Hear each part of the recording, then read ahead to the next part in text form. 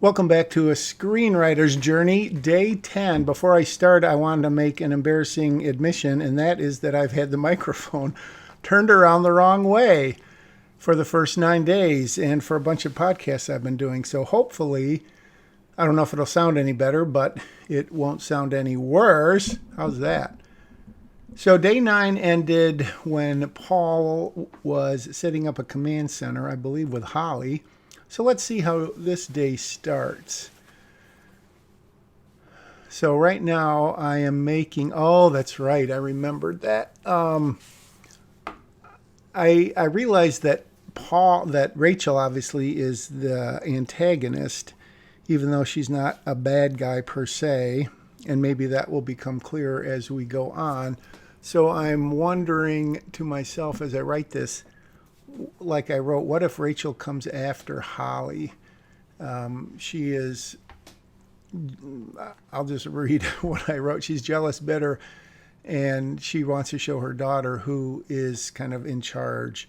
So that was an idea I had that I hadn't really thought of while I was writing the outline, which seems kind of odd because I've introduced this Salerno character not on screen, but just the idea, he's a crime boss, a mob guy, whatever.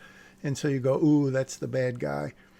But as I was thinking about it, A, it's been done a time or two before, and B, that's not really going to be the bad guy. It's really going to be Holly against Rachel. Spoiler alert. And now I've lost track of where I am in the script. So, yeah, so now.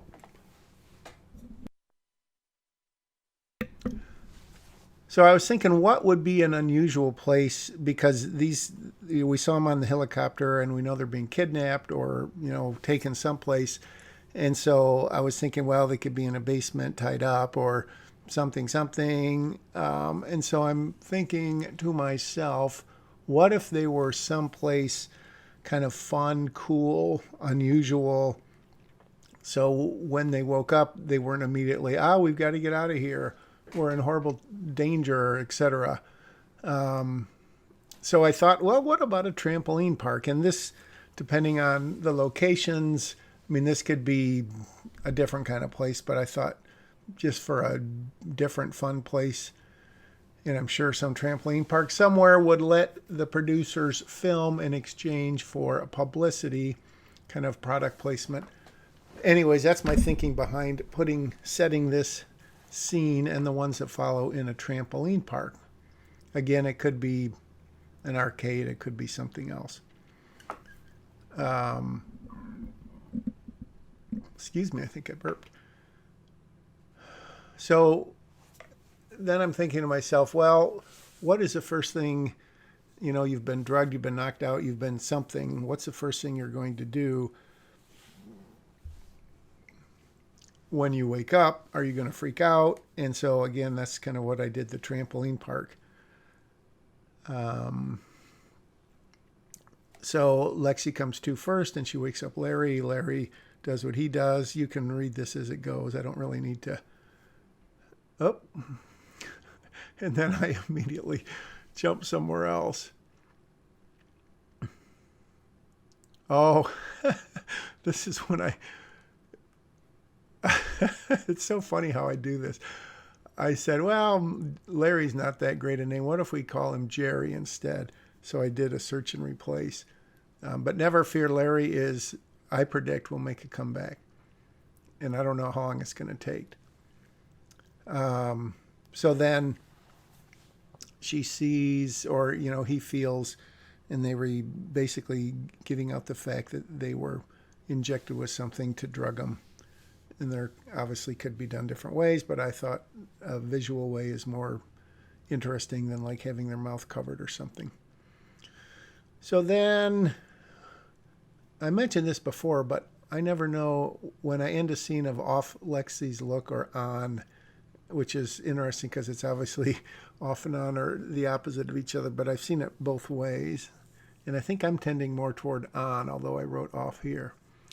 So a series of shots, aka a montage. Although to me, a series of shots is a little more loosely defined. It gives you a little more latitude. A montage really tells a story, a mini story passage of time, kind of from beginning to end, which this basically does too. But so I'm not sure why I say a series of shots, but I do. So they're looking around. Of course, the first thing they check is to see if they can get out of there, and they can't. So, it's locked from the outside, obviously. And then, so I'm thinking, I'm trying to justify why this place is either closed down, or more likely Salerno or the FBI or whoever is running the show here has bought the place out for the day or two and paid for it so they can use it for this purpose. And so that's why there's still food in there. And then they go and help themselves, as I say there. Larry, always the optimist. Yeah, that's interesting. Yeah. So again, I am giving this commentary many weeks after writing this, and I said the happy gene, but I think later I changed it to optimistic. So we immediately get into a little, oh, look, did I change his name back to Larry already? Or maybe I'm just, whatever.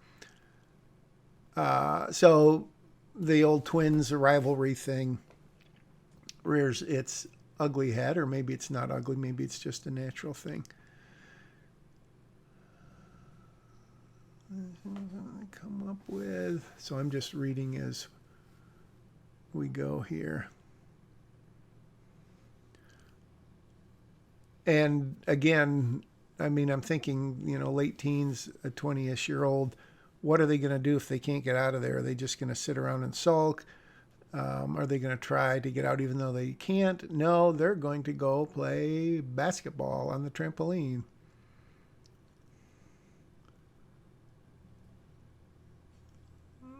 Yeah, so Lexi wants to get out, and Larry is being maybe more realistic or whatever.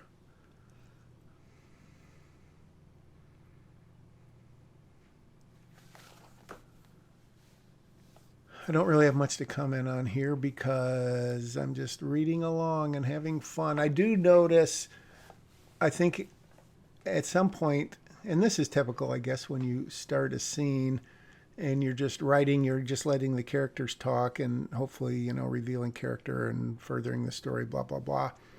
But it often will run way longer than it's ultimately going to last. But sometimes you just have to let those darn characters talk, because that's how you get to know them. You can set up a character profile and say blah, blah, blah, blah, blah. But once you start writing the character, once they start interacting with another character, then things always happen. And it usually takes me at least 2 or 3 or 4 or 5 times through a scene to I guess, get it as concise as possible, and B, get the dialogue where it's at least passable, and C, keep the story moving, et cetera, et cetera. And when I set up the beat sheet or the outline or whatever, I don't really go into depth of what the dialogue is going to reveal, what's going to happen as a result of the scene, which I probably should. Sometimes I do if I know there's story points that have to be made.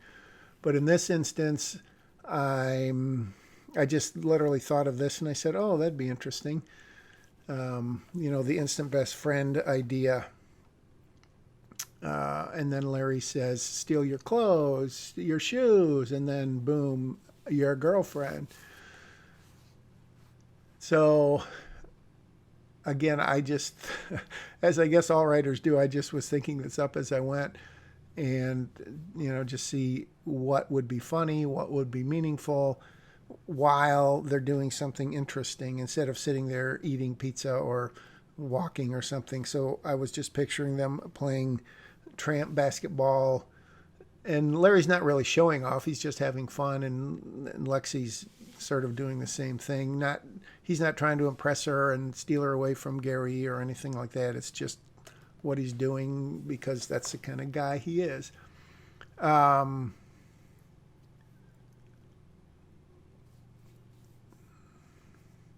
So this is obviously it's not a flashback. It's just a quick dialogue about how Gary stole Larry's date back in ninth grade.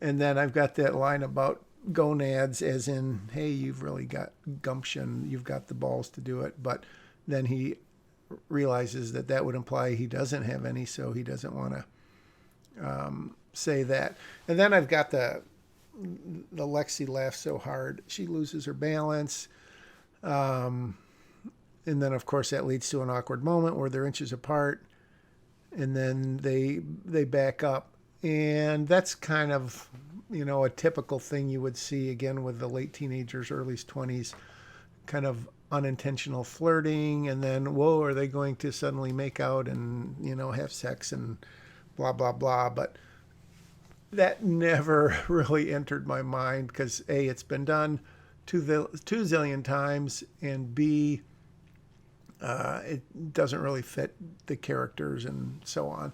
You can see that Larry wraps up the story, and he does say, and this is at that end where he's changed mostly for the better. What makes you say that? His taste in women.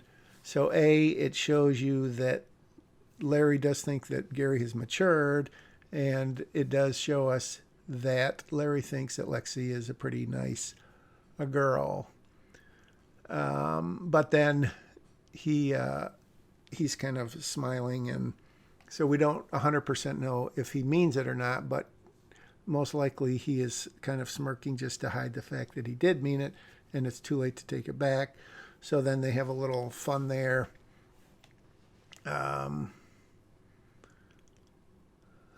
And then we get back sort of that, he's not really showing off, but he's doing what he's did, and eat that, Larry. And really, that is it for the day. This was a very short day of recording, which maybe you're happy for, or I should say writing. Again, it's sped up 500%, so I think this was maybe 10 minutes, so that's not quite an hour's worth of writing. I've run out of stuff to read, but I'm still talking. So this is the beginning of the tram park. As I said, I think I saw maybe after I come back the next day that it probably went on too long. So we'll see if I address that tomorrow. In the meantime, thanks again for going on this journey with me. It's really weird. I don't even know why I'm doing this, but I've started it and I've committed to it. Hopefully they won't commit me when I'm done with it. I'll see you for day 11. Bye-bye.